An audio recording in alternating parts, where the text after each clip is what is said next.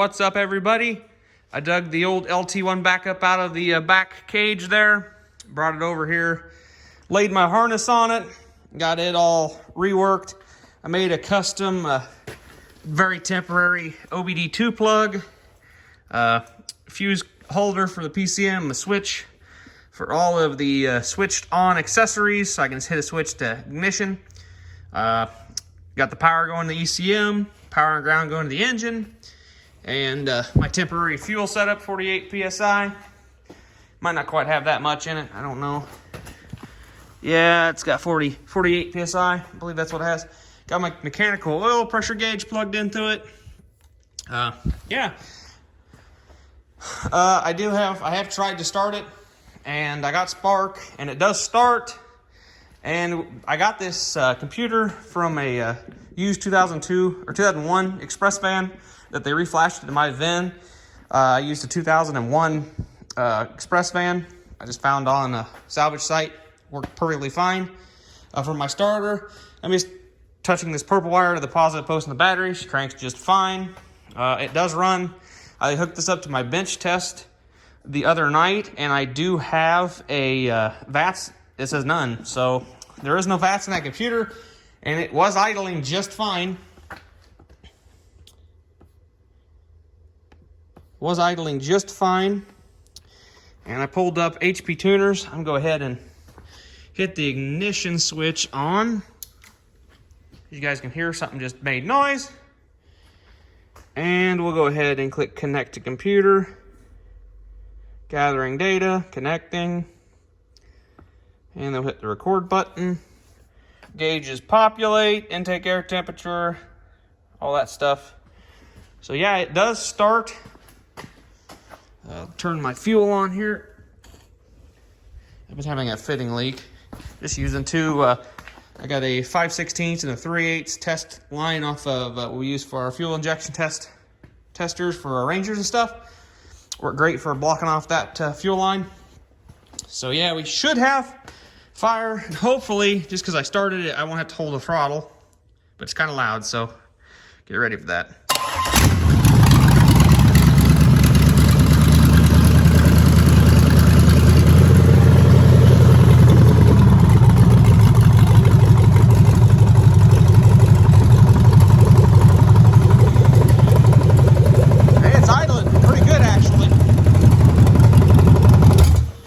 Not a best idea to run an engine setting on the oil pan. Kind of hard on cranks. But, yeah. It does start up, and we should have some information populated. I'll go ahead and turn the key back on.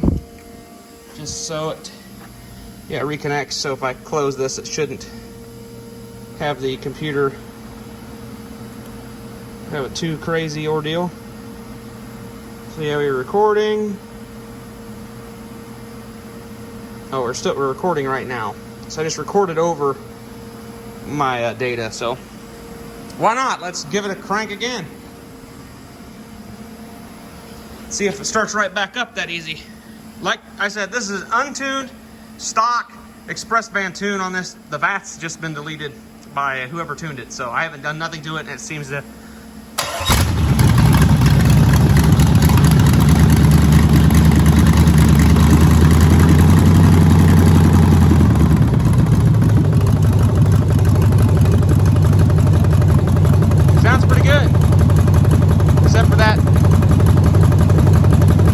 Either very bad end, bottom end knock it's got, or it's pushed up the windage tray onto the crank a smidge bit, which is very possible. So now, if I turn the key back on, it should populate back again, which it did. So now, if I hit this, and if I hit the play button, we should play back and see some stuff happen.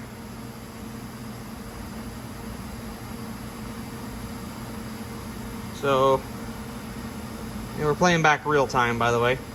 So, apparently it took me a few seconds to crank the engine. Yeah, here we should. Yeah, let's just flutter the OBD2s. We can have anything happen. Yeah, this is now we start, as you guys can see, it started.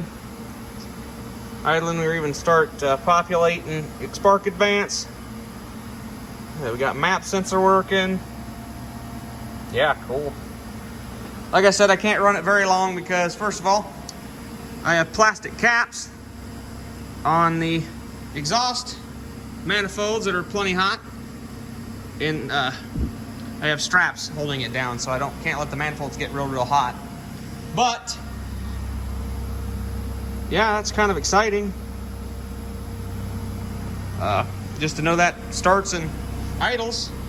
Let's read the trouble code, shall we? The DTCs. Okay.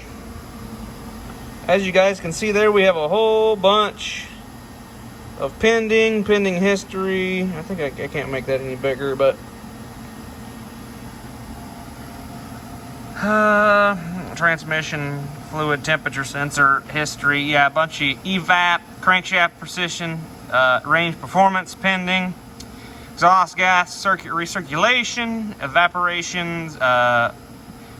The malfunction indicator light is pending. Temperature, torque converter solenoid, pressure control solenoid. That should be transmission, I believe. Shift solenoid, yep. Shift timing solenoid, yep. And then current history, and then history. I'm not 100% sure what them codes are, but I'll take a peek. Pretty much just going to start populating a list of stuff that I need to keep an eye on and turn off, especially the camshaft position sensor, because of this engine. It's very smoky in here too, by the way, because I filled these cylinders full of oil when I did my compression test. But yeah,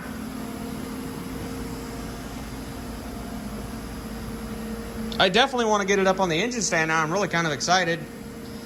And get a radiator. I still have the stock Camaro radiator. I have to buy some cheap antifreeze. There is no such things anymore. But yeah, pretty much get it up on the engine stand, make a little mocked up radiator for it, and we'll let it set and idle. I want it to get up into temperature. I want to change oil in it when it's good and warm. Put some good oil in it. Get possibly some Marvel Mystery Oil, or not Marvel, yeah, Marvel Mystery Oil, and put dump in there. Clean it out a little bit on the engine side of things. Let it get good and warm. Obviously, a lot of the plastic caps will have to be taken off and replaced with vacuum caps. So I have to get some bigger vacuum caps for things. But yeah, it seemed idle. And for these, I have the screw-on tubes that came off the air tubes. So I'm either going to go try to find some caps for those, or yeah, try to find some caps for those. I kind of really want to get it up to operating temperature and see oil pressure at operating temperature. But yeah, that's just kind of want to see it, you know, at operating temperature. But yeah, so far it does crank over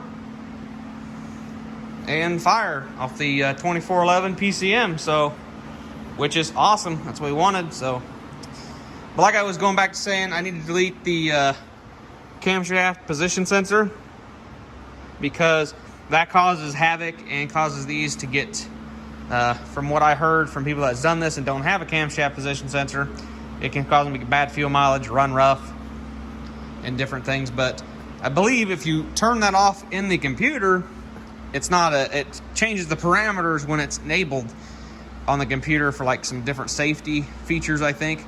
So I haven't got into it real deep or anything, but I think it does cancel out, or does make it run a little different because of that. Obviously, it's in batch fire mode because of that too.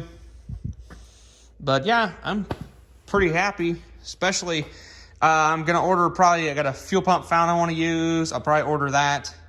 Obviously, I'm gonna redo all of the wiring and get that running good and works. This will probably work how I'm running it, because I'm going to put heat conduit on that. Heat conduit on this, because the header comes back down, because that'll run up, and this will be mounted on the passenger side wheel well. So that won't be a problem. I'm going to run this in the factory location. This is the speed sensor, so it'll run down, probably put on a speed sensor on the transmission. So yeah. But anyways, it does start. So, and it is running pretty well off of this PCM, so I'm happy. I didn't even check to see what the battery voltage is for the PCM, or was. Control voltage 12.10, so my battery is doing pretty good. Obviously, if I'm gonna run it for a long time, I have to put a battery charger on the battery while it's idling, so because I don't have an alternator hooked up or anything. But my plan is for right now, means I have these legs made, I'm gonna bring the cherry picker over and find some place to bolt to on this block. There's a couple spots to bolt to, and pick the block up off of this with the cherry picker, slide it into the other engine stand, take my other piece that's actually made, this is for the other engine stand, for the shop's engine stand. This engine stand's fine. This is for the shop engine stand because we use all the Polaris mounts, because their Polaris engines don't really mount to these very, very well.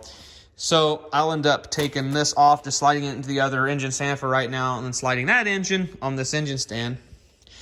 I thought about laying this short block on a pallet or on that pallet, but I don't really want to at the bottom. I could always wrap the engine up when I do it, I guess. But yeah, this project's on hold for a little bit. I've got some parts I got to get ordered. I did spend a little money on that PC. Sorry about that, I got a phone call, but like I said, I did spend some money on that PCM. I got about, I'm saying my transmission was worth $1,500 bucks, so I had $1,600 bucks in the car. So I'm gonna say this was about $100. This is gonna cost my $100 LT1. I got $73 in the PCM shipped to my door. So I have about 170 bucks in this engine currently in the running by itself. So yeah, obviously it'll get plugs, cap and rotor, wires. It's getting headers, obviously. It'll get just a little bit of loving when it goes in the Trans Am. It's not going in my 84 Trans Am. I mean, I could throw it in my 84 Trans Am, and I mean, it would run good. Obviously, it would probably run really good. But I just kind of like my regular small block in it, because I kind of want to keep that hood functional when I make that functional again. So, yeah. But anyways, like I said, it runs, and I'm going to work on getting that engine off that engine stand and onto the other one, and then hopefully I got some bolts around here that'll work, and I'll get that other mount that I believe is underneath my toolbox collecting dust on this engine and get this engine on the engine stand. So that'll be a lot of work. So yeah, catch you guys in the next video.